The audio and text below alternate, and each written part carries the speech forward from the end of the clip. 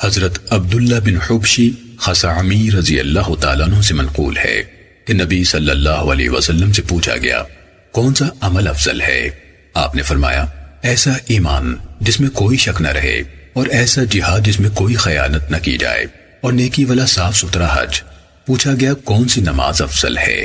آپ نے فرمایا لمبے قیام والی یعنی نفل نماز۔ پوچھا گیا صدقہ کون سا افضل ہے؟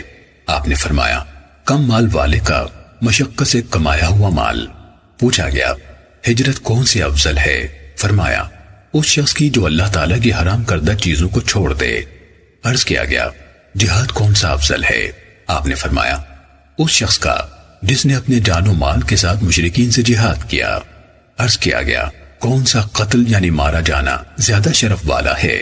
آپ صلی اللہ علیہ وسلم نے فرمایا اس آدمی کی شہادت جس کا اپنا خون بھی بہا دیا گیا اور اس کا گھوڑا بھی مار دیا گیا ہو۔ سنن نسائی حدیث نمبر 2527۔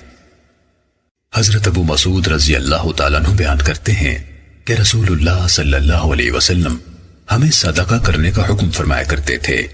ہم میں سے کچھ لوگ کوئی چیز نہ پاتے تھے کہ صدقہ کریں تو وہ بازار جاتے اور اپنی پیٹھ پر بوجھ اٹھاتے یعنی بار برداری کا کام کرتے اور ایک مد لے کر آتے اور اللہ کے رسول صلی اللہ علیہ وسلم کو دے دیتے۔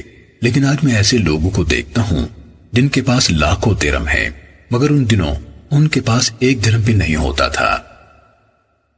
سنن نسائی حدیث نمبر 2523۔